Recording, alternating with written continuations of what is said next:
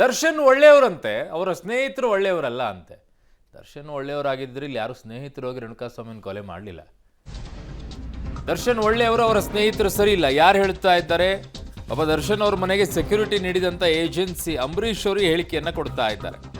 3 ವರ್ಷ ಸೆಕ್ಯೂರಿಟಿಯನ್ನ ಕೊಟ್ಟಿದ್ರು, ನಾವು ಅವರ ಸ್ನೇಹಿತರಿಂದ ಹೊರ ಬಂದ್ವಿ ಅಂತ ಹೇಳ್ತಾ ಇದ್ದಾರೆ. 2016ರಿಂದ 2019ವರೆಗೆ ಸೆಕ್ಯೂರಿಟಿ ನೀಡಿದಂಥ ಏಜೆನ್ಸಿಯ ಅಂಬರೀಷ್ ಅವರು ಹೇಳಿಕೆಯನ್ನ ಕೊಟ್ಟಿದ್ದಾರೆ. 3 ವರ್ಷ ಕೊಟ್ಟಿದ್ರಂತೆ ಅವ್ರ ಸೆಕ್ಯೂರಿಟಿಯನ್ನ, ಬಟ್ ಅವ್ರ ಸ್ನೇಹಿತರಿಂದಾಗಿ ನಾವು ಹೊರ ಬಂದ್ವಿ ಅಂತಿದ್ದಾರೆ. ದರ್ಶನ್ ಅವರ ಮನೆಗೆ ಕೆಲ ವರ್ಷಗಳ ಹಿಂದೆ ಸೆಕ್ಯೂರಿಟಿಯನ್ನು ನೀಡಿದಂಥ ಸೆಕ್ಯೂರಿಟಿ ಏಜೆನ್ಸಿಯವರು ನಮ್ಮ ಜೊತೆ ಇದ್ದಾರೆ.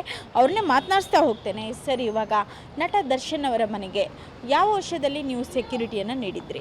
2016ರಿಂದ ಒಂದು ಜಸ್ಟ್ ಡಯಲಿಂದ ನಂಬರ್ ಬರುತ್ತೆ.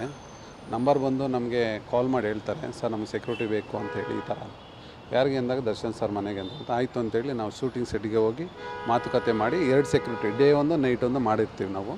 ಸೊ ಅದು ನಾವಿದ್ದಾಗ ಏನು ಈ ಥರದ ತೊಂದರೆಗಳು ಯಾವುವು ಆಗ್ತಿರಲಿಲ್ಲ ಸಾಮಾನ್ಯವಾಗಿ. ಯಾಕಂದರೆ ನಾವು ಸುಮಾರು ದಿನ ನೋಡಿದ್ದೀವಿ, ದರ್ಶನ್ ಸರ್ 10 ದಿನ ನೋಡಿದ್ದೀವಿ. ಸೊ ನಮ್ಮ ಸೆಕ್ಯೂರಿಟಿಗೂ ಅಷ್ಟೇ ಸೆಕ್ಯೂರಿಟಿನೂ ಕೇಳ್ತಾ ಇದ್ವಿ. Day by day every day update ಮಾಡ್ತಾಯಿದ್ದಾರೆ ನಮಗೆ, ಏನು ನಡೀತಾ ಇದೆ, ಏನು ಏನೋ ಕಂಪ್ಲೇಂಟ್ಸ್ ಇದೆ, ಏನು ನಮಗೆಲ್ಲ ಅಪ್ಡೇಟ್ ಮಾಡ್ತಾಯಿದ್ರು. ಸೊ ಅವ್ರು ನಮ್ಗೆ ಹೇಳ್ತಾ ಇದ್ದು ಇಷ್ಟೇ, ಸರ್ ದರ್ಶನ್ ಸರ್ ಗುಡ್ಡು, ನಮಗೇನು ತೊಂದರೆ ಇಲ್ಲ ಸರ್, ಚೆನ್ನಾಗಿದ್ದಾರೆ ಅಂತೇಳಿ.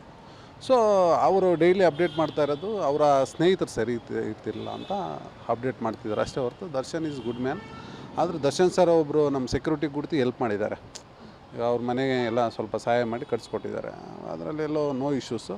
ಬಟ್ ಈಗ ನಡೆದಿದ್ದ ಘಟನೆ ನಮಗೂ ಬೇಜಾರಾಗುತ್ತೆ, ನಡಿಬಾರ್ದಾಗಿತ್ತು.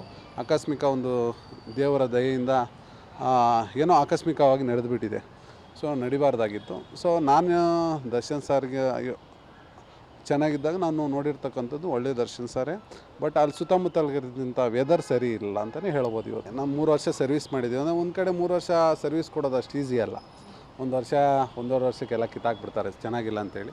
ನಮ್ಮ ಸರ್ವಿಸ್ ಚೆನ್ನಾಗಿತ್ತು, ಅದಕ್ಕೆ ಇಟ್ಕೊಂಡಿದ್ರು. ಸೊ ಆಮೇಲೆ ಅವರ ಸ್ನೇಹಿತರಿಂದನೇ ಆಚೆ ಬಂದೆ. ಸುಮ್ಮನೆ ಅದೇ ಡೈಲಿ ಸೆಕ್ಯೂರಿಟಿ ಹತ್ರ ಬರೋದು, ಮಾತುಕತೆ ಮಾಡೋದು, ಅದು ಇದು ಎಲ್ಲ ಇಶ್ಯೂಸ್ ಇತ್ತು ಸ್ವಲ್ಪ. ಸೊ ಆ ದೃಷ್ಟಿಯಿಂದ ಆ ಇಶ್ಯೂಸ್ ಬೇಡ, ಸುಮ್ಮನೆ ಮಾತು ಬೆಳೆಸ್ಕೊಳ್ಳೋದು ಯಾಕೆ ಅಂತೇಳಿ ನಾನೇ ಬೇಡ ಸರ್ ಅಂತ ಹೇಳ್ಬಿಟ್ಟು ದರ್ಶನ್ ಸರ್ಗೆ ಹೇಳ್ಬಿಟ್ಟು, ಸೊ ಅವತ್ತು ನಾನು ದರ್ಶನ್ ಸರ್ಗೆ ಬೇಡ ಅಂತೇಳಿ ಅವತ್ತು ವಿಡ್ರಾಲ್ ಮಾಡ್ಕೊಂಡೆ. 2019ಅಲ್ಲಿ ಮೇ ಬಿ MP ಎಲೆಕ್ಷನ್ ಆದಮೇಲೆ. ಮೇಡಮ್ ಅಲ್ಲೇ ವಿಚಾರ ಎಲ್ಲ ನಮಗೆ ಗೊತ್ತಿಲ್ತಕ್ಕಂಥ ನೋಡಿದರೆ ನಾನು ಹೇಳ್ಬೋದು. ಯಾಕಂದ್ರೆ ನಾನು ನೋಡಿಲ್ಲ, ಏನಿಲ್ಲ. ನಮ್ಮ ಸೆಕ್ಯೂರಿಟಿ ಅಪ್ಡೇಟ್ ಮಾಡಿ ಮತ್ತು ನಾನು ಹೋಗಿದ್ದೆ. ಏನು ಅವತ್ತು ಮಾರನೇ ದಿನ ಹೋಗಿ, ಸರ್ ಬೇಡ ಸರ್, ನಮಗೂ ನಿಮ್ಗೆ ಹಿಂಗೆ ಇಲ್ಲಿ ಪ್ರೀತಿ ವಿಶ್ವಾಸ ಇರಲಿ ಅಂತ ಹೇಳ್ಬಿಟ್ಟು ನಮ್ಮ ಸೆಕ್ಯೂರಿಟಿ ನಾವು ಕರ್ಕೊಂಡು ಸೀದಾ ಬಂದಿದ್ದು ಇದು ಮಾತ್ರ. ಬಟ್ ಅಲ್ಲೇ ಆಗಿದೆ, ಮತ್ತೊಂದಾಗಿದೆ ಅನ್ನೋದು ನಾವು ಕಣ್ಣಾರೆ ಕಾಣಬೇಕು. ಕಣ್ಣಾರೆ ಕಂಡಿರೋ ನಾವು ಹೇಳೋದು ಸುಳ್ಳಾಗುತ್ತೆ. ಸೊ ಬಟ್ ನಾವು ಅದೇ ಅವ್ರ ಸ್ನೇಹಿತರು ಗಲಾಟೆ ಮಾಡಿದ್ದು ನಿಜ್ಜಿತ್ತು. ಅದರಿಂದ ನಾವೇನು ಮಾಡ್ತೀವಿ, ಬೇಡ ಅಂತೇಳಿ ಸೀದಾ ವಿಡ್ರಾಲ್ ಮಾಡ್ಕೊಂಡು ಬಂದ್ವಿ ಅಷ್ಟೇ. ಓಕೆ, ಗಲಾಟೆ ಆಗಿದ್ದು ನಿಜನಾ ಸರ್? ಅದೇ ಮಾತು ಬೆಳೆಸ್ಕೊಂಡಿರೋದು ಅವ್ರ ಸ್ನೇಹಿತರು, ಸಾರಲ್ಲ, ಅವ್ರ ಸ್ನೇಹಿತರು. ಬೆಳಗ್ಗೆ ಮಾತು ಬಂದಾಗ ಬೇಡ ಅಂತೇಳಿ ನಾವೇ ಆಚೆ ಬಂದಿದ್ದು ಅಷ್ಟೇ. ಮೇಡಮ್ ನಾನು ಹೇಳೋದು ಇಷ್ಟೇ ಸಾರ್ಗೆ, ಯಾಕಂದರೆ ಹೋಗಬೇಕು, ಫಿಲಮ್ ಮುಗಿಸ್ಕೋಬೇಕು, ನೀಟಾಗಿ ಮನೆಗೆ ಬರಬೇಕು, ಫ್ಯಾಮಿಲಿ ಜೊತೆ ಎಂಜಾಯ್ ಮಾಡಬೇಕು. ಅಮ್ಮ ಅಪ್ಪ ತಂಗಿ ಹೆಂಡ್ತಿ ಮಕ್ಕಳ ಜೊತೆ ಎಂಜಾಯ್ ಮಾಡ್ಕೊಂಡಿದ್ರೆ ಇದು ಯಾವುದೂ ಸಮಸ್ಯೆನೇ ಆಗೋಲ್ಲ. ದಯವಿಟ್ಟು ಅವ್ರ ಫ್ಯಾನ್ಸ್ಗೂ ನಾನು ಹೇಳೋದು ಇಷ್ಟೇ. ಬಾಸ್ ಆಚೆ ಬಂದ ಮೇಲೂ ಹೇಳೋದು ಇಷ್ಟ. ನಾನು ಹೇಳ್ತೀನಿ, ಸರ್ ನೀವು ನಿಮ್ಮ ಫ್ಯಾಮಿಲಿ ಜೊತೆಯಲ್ಲಿದ್ದರೆ ಎಷ್ಟೋ ಸೂಕ್ತ. ಈ ಘಟನೆಗಳಿಗೆಲ್ಲ ಯಾರೋ ಮಾಡೋ ಒಂದು ಕೆಲಸಗಳಿಗೆ ನಿಮ್ಮ ಹೆಸರು ಹಾಳಾಗ್ತಾ ಇದೆ. ದಯವಿಟ್ಟು ನೀವು ನಿಮ್ಮ ಫ್ಯಾಮಿಲಿಗೆ ಇಂಪಾರ್ಟೆನ್ಸ್ ಕೊಡಿ ಅಂತ ಹೇಳಕ್ಕೆ ಬಯಸ್ತೇನೆ. ಇದಿಷ್ಟು ಅಂಬರೀಷ್ ಅವರ ಮಾತು. ಕ್ಯಾಮ್ರಾ ಪರ್ಸನ್ ಪರಮೇಶ್ ಜೊತೆ ಅರುಣ, ಪಬ್ಲಿಕ್ ಟಿವಿ, ಬೆಂಗಳೂರು. ನಟ ದರ್ಶನ್ ಅವರು ಕೊಲೆ ಕೇಸ್ನಲ್ಲಿ ಅರೆಸ್ಟ್ ಆಗಿ ಹತ್ತತ್ರ 1 ತಿಂಗಳಾಗ್ತಾ ಬಂತು.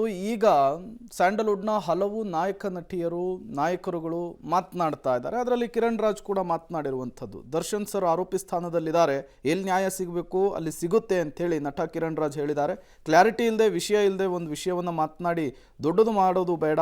ದರ್ಶನ್ ಸರ್ ಕಷ್ಟಪಟ್ಟು ಮಾಡಿದ ಹೆಸರಿಗೆ ಅವಮಾನ ಮಾಡಿದಂತಾಗುತ್ತೆ ಅಂಥೇಳಿ ಕಿರಣ್ ರಾಜ್ ಅವರು ಪಬ್ಲಿಕ್ ಟಿವಿ ಜೊತೆ ಮಾತನಾಡಿರುವಂಥದ್ದು.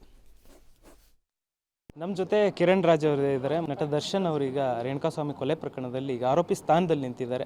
ಈ ಒಂದು ಘಟನೆ ಬಗ್ಗೆ ಏನು ಹೇಳಕ್ಕೆ ಇಷ್ಟಪಡ್ತೀನಿ? ಅದೇ ಅವರು ಆ್ಯಸ್ ಎಕ್ಯೂಸ್ಡ್ ಇದ್ದಾರೆ ಆ್ಯಂಡ್ ಅಲ್ಲಿ ವಿಕ್ಟಿಮ್ ಅಂತ ಇದ್ದಾರೆ. ನನ್ನ ಪಾಯಿಂಟ್ ಆಫ್ ವ್ಯೂ ಅಥವಾ ಯಾರ ಪಾಯಿಂಟ್ ಆಫ್ ವ್ಯೂ ಇಂದ ಇಲ್ಲಿ ಏನೂ ಬದಲಾಗ್ತಿಲ್ಲ, ಅಥವಾ ಅದು ಸೊಲ್ಯೂಷನ್ ಅಲ್ಲ. ಅದಕ್ಕೆ ಎಲ್ಲಿ ನ್ಯಾಯ ಸಿಗಬೇಕು ಅಥವಾ ಎಲ್ಲಿ ಉತ್ತರ ಸಿಗಬೇಕು ಅಲ್ಲಿ ಆ ವಿಷಯ ಇದೆ ಈಗ. ಆ್ಯಂಡ್ ಇಡೀ ದೇಶ ಅದನ್ನು ನಂಬಿರೋದಕ್ಕೆ ಆ ವಿಷಯ ಇವತ್ತು ಅಲ್ಲಿರೋದು. ಸೊ ಆಬ್ವಿಯಸ್ಲಿ ಅಲ್ಲಿಂದ ಒಂದು ರಿಸಲ್ಟ್ ಬರುತ್ತೆ. ಆ ರಿಸಲ್ಟ್ ಬಂದಾಗ ಅದ್ರ ಮೇಲೆ ಚರ್ಚೆ ಮಾಡೋದ್ರಿಂದ ದ್ಯಾಟ್ ಈಸ್ ಆಪ್ಟ್ ಅಂತ ನಾನು ಅನ್ಕೋತೀನಿ. ಬಿಕಾಸ್ ಕ್ಲಾರಿಟಿ ಇಲ್ಲದೆ, ವಿಷಯ ಇಲ್ಲದೆ ಅಥವಾ ನಾಲೆಜ್ ಇಲ್ಲದೆ ಒಂದು ವಿಷಯನ ಮಾತಾಡಿ ಅದನ್ನು ದೊಡ್ಡದು ಮಾಡೋದ್ರಿಂದ ಏನೂ ಯೂಸ್ ಇಲ್ಲ. ಆ್ಯಂಡ್ ಅದರಿಂದ ಬೇರೆ ರೀತಿ ಇನ್ಫ್ಲುಯೆನ್ಸ್ ಆಗುತ್ತೆ ಹೊರತು ರಿಸಲ್ಟ್ ಸಿಗ್ತಾ ಇಲ್ಲ. ಆ್ಯಂಡ್ ನಾನು ಯೋಚನೆ ಮಾಡ್ತಿರೋದು, ದರ್ಶನ್ ಸರ್ ಆ ಒಂದು ಹೆಸರನ್ನ ಬೆಳೆಸೋದಕ್ಕೆ ಇವತ್ತು ತುಂಬ ಕಷ್ಟಪಟ್ಟಿದ್ದಾರೆ, ತುಂಬ ಟೈಮ್ ತೊಗೊಂಡಿದ್ದಾರೆ, ಆ ಒಂದು ಸ್ಥಾನದಲ್ಲಿದ್ದಾರೆ. ಒಂದು ಇನ್ಸಿಡೆಂಟ್ ನಡೆದಿದೆ, ನಾನು ಹೇಳಿದಾಗೆ ಇವತ್ತು ಸರಿನಾ ತಪ್ಪ ಅಥವಾ ಏನು ಅದರದ್ದು ಔಟ್ಕಮ್ ಏನು ಅಲ್ಲಿ ಏನು ನಡೆದಿದೆ ಯಾರಿಗೂ ಗೊತ್ತಿಲ್ಲ. ನ್ಯೂಸಲ್ಲಿ ಏನು ನಾವು ನೋಡ್ತಾ ಇದ್ದೀವಿ ಅದರಿಂದ ಇನ್ಫ್ಲುಯೆನ್ಸ್ ಆಗಿ ನಾನು ಒಂದು ಮಾತು ಹೇಳ್ಬೋದು, ಬಟ್ ಅದು ನಿಜನೋ ಹೌದೋ ಇಲ್ವೋ ಅಂತ ಗೊತ್ತಿಲ್ಲ. ಅದು ಇಲ್ಲ ಅಂತ ಅಂದಾಗ ನಾನು ಏನಾದರೂ ಇವತ್ತು ತಪ್ಪಾಗಿ ಮಾತಾಡಿದಾಗ ಅದು ಅವರು ಇಷ್ಟು ವರ್ಷ ಕಷ್ಟಪಡ್ಕೊಂಡು ಒಂದು ಸ್ಥಾನಕ್ಕೆ ಬಂದ್ರಲ್ಲ ಅದಕ್ಕೆ ಅವಮಾನ ಮಾಡಿದಾಗೆ. ಇಫ್ ಇನ್ ಕೇಸ್ ಅವ್ರು ತಪ್ಪು ಮಾಡಿದ್ದಾರೆ, ನಾನು ಇಲ್ಲಿ ಒಳ್ಳೇದು ಮಾತಾಡಿದಾಗ ಅದು ನಮ್ಮ ಸಂವಿಧಾನ ಏನಿದೆ ಅದಕ್ಕೆ ಅವಮಾನ ಮಾಡಿದಾಗೆ. So it's apt not to talk about this until unless we get a result from court. ಯಾಕಂದರೆ ಇದೊಂದು ಚಿತ್ರರಂಗದ ವಿಷಯ, ಸ್ಟಾರ್ ನಟರ ವಿಷಯ, ಜೊತೆಗೆ ನೀವು ಅವರ ಫ್ಯಾಮ್ಲಿಗೆ ಆಪ್ತರು. ಅಂದರೆ ಮೀನಮ್ಮ ಅವ್ರನ್ನ ಮೀಟ್ ಮಾಡಿದ್ದೀರಾ, ಸಾಕಷ್ಟು ಬಾರಿ ಅವ್ರ ಮನೆಗೆಲ್ಲ ಹೋಗಿದ್ದೀರಾ, ಅದ್ರ ಬಗ್ಗೆ ಹೇಳೋದಾದ್ರೆ. ಆಬ್ವಿಯಸ್ಲಿ ಅವ್ರ ಮನೆಗೆ ಹೋದಾಗ that's a very important part of my life ಅಂತಲೂ ಹೇಳ್ಬೋದು. ಬಿಕಾಸ್ ಇನಿಷಿಯಲಿ ಕರಿಯರ್ ಸ್ಟಾರ್ಟ್ ಆದಾಗ ಆ ರೀತಿ ವೆಲ್ಕಮ್ ಮಾಡಿ ಯಾರಾದರೂ ಕರೆದು ನಿಮ್ಮನ್ನ ಆ ರೀತಿ ಟ್ರೀಟ್ ಮಾಡ್ತಾರೆ ಅಂದಾಗ ನನಗೆ ಅದು ಕಂಪ್ಲೀಟ್ಲಿ ನ್ಯೂ ಆಗಿತ್ತು. ನಾನು ದರ್ಶನ್ ಸರ್ ಆಗಲಿ, ದಿನಕರ್ ಸರ್ ಆಗಲಿ, ಇವರೆಲ್ಲರೂ ಟಿ ವಿಲಿ ಸ್ಕ್ರೀನಲ್ಲಿ ನಾನು ನೋಡಿದ್ದೆ. ಚಿಕ್ಕ ವಯಸ್ಸಿಂದ ನಾನು ಆ ರೀತಿ ಅವ್ರನ್ನ ನೋಡಿದ್ದು. ಸಡನ್ಲಿ ಅವ್ರನ್ನ ಎದುರುಗಡೆ ನೋಡಿದಾಗ ಅವ್ರು ಈ ಥರ ಫ್ಯಾಮಿಲಿ ಥರ ಟ್ರೀಟ್ ಮಾಡಿದಾಗ ಆಬ್ವಿಯಸ್ಲಿ ನಿಮಗೆ ಅದೊಂಥರ ಸ್ಪೆಷಲ್ ಅನಿಸುತ್ತೆ. ಸೊ ಹೌದು, ಅವರು ಕರೆದು ಆ ಮನೇಲಿ ಟ್ರೀಟ್ ಮಾಡಿದ ರೀತಿ ತುಂಬ ವೆಲ್ಕಮಿಂಗ್ ಆಗಿತ್ತು. ದರ್ಶನ್ ಸರ್ನ ಈ ಮೊದಲು ಏನಾದರೂ ಮೀಟ್ ಮಾಡಿದ್ರಾ ಅಥವಾ ಯಾವತ್ತಾದರೂ ಅವರ ಕಾರ್ಯಕ್ರಮಗಳಿಗೆ ಅಥವಾ ಯಾವತ್ತಾದರೂ ಹೋಗಿದ್ರಾ ಹೀಗೆ?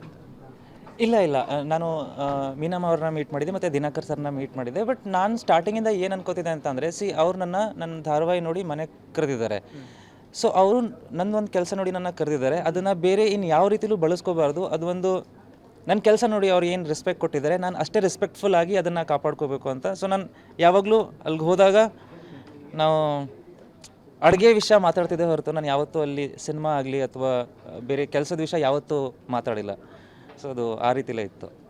ಇನ್ಸಿಡೆಂಟ್ ಆದಮೇಲೆ ದಿನಕರ್ ಸರ್ ಆಗಲಿ, ಮೀನಮ್ಮ ಅವ್ರಿಗೆ ಏನಾದರೂ ಕಾಂಟ್ಯಾಕ್ಟ್ ಮಾಡೋಕ್ಕೆ ಪ್ರಯತ್ನ ಮಾಡಿದ್ರೆ?